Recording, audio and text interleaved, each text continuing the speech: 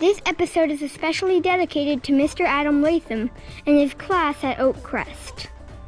Thanks, Mr. Adam, for all your help with our history curriculum. Marrakesh is the fourth largest city in Morocco. Its history dates back to 1062, when it was founded by the Amazigh Almoravid Empire. The Amazigh are the indigenous people that are most commonly known as the Berbers. Though the name Berbers has negative connotation associated with barbarian, so we will use the preferred name of Amazigh. Marrakesh is located at the foot of the Atlas Mountains, so water could be obtained readily with aqueducts, suitable to sustain a large population. It is on the edge of the Saharan Desert, the ancestral home of the Amazigh, a place they can retreat back to readily if they were attacked.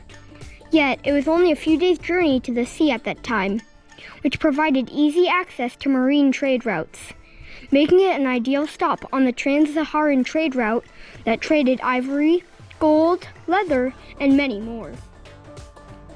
Because of these geographical advantages, this city was highly sought after by many empires that ruled the area, and it was the capital of several of them. Throughout history, the city has experienced many ups and downs. In the up times, new mosques were being built in grandeur, and the markets were filled with exotic commodities that attracted people from near and far. In the down times, people died in droves during famines or wars, as the city laid in ruins. Today, the city attracts hundreds of thousands of tourists from all around the world as the influence of all the powers that ruled before made the city rich with culture. That's why the Pratts hopped on a bus from Agadir to experience this iconic city, so we can understand Morocco better. We were warned about the stench of the city from a visitor who was there decades ago. When we got off our bus in the newer part of Marrakesh, outside of the old Medina, we were happily surprised. Modern buildings lined the wide and well-maintained roads of Marrakesh.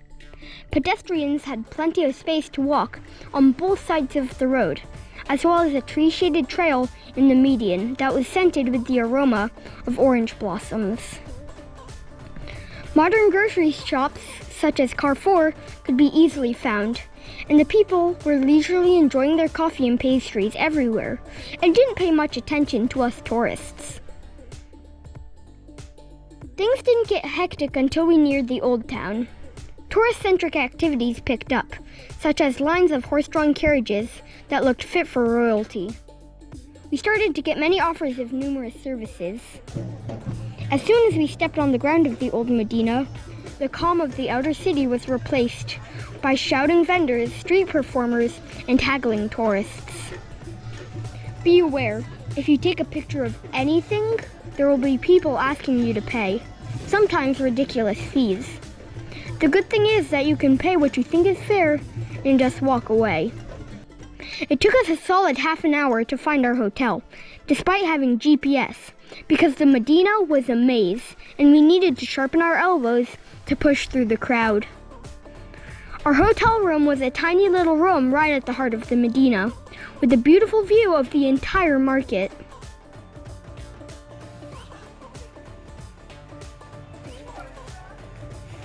We are staying in the heart of the Medina of Marrakesh.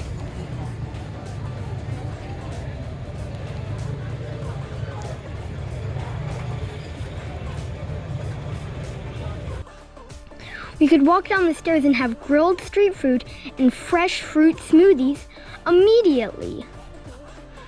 Right around the corner, the market stalls were filled with anything and everything, and stretched for miles. Strolling through the market, I felt like a fish in an intensive network of waterways, but always swimming against the current. Shopping wasn't our main goal. We wanted culture. So we went to a lot of museums, including the Heritage Museum that was filled with antiques, the Music Museum that got us grooving,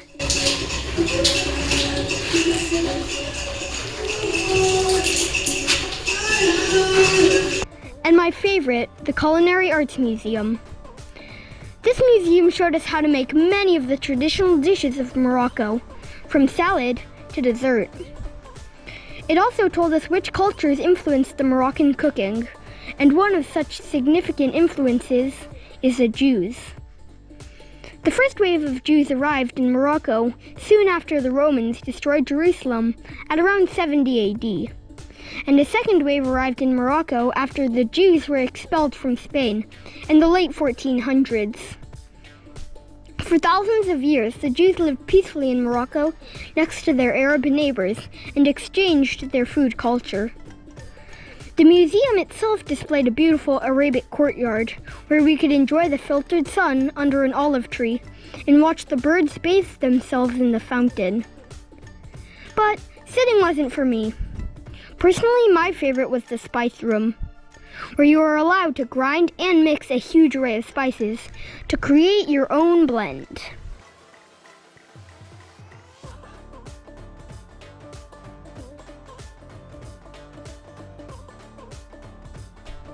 You can probably try out your new spice blend in the cooking class they offer for extra costs. At night, the main square, Jemaa El Fnaa, becomes even more boisterous than in the day. The best place to eat in peace while watching all the activities is on any of the rooftop terraces surrounding restaurants. The only thing that can tamp down the bustling below was the call of prayers.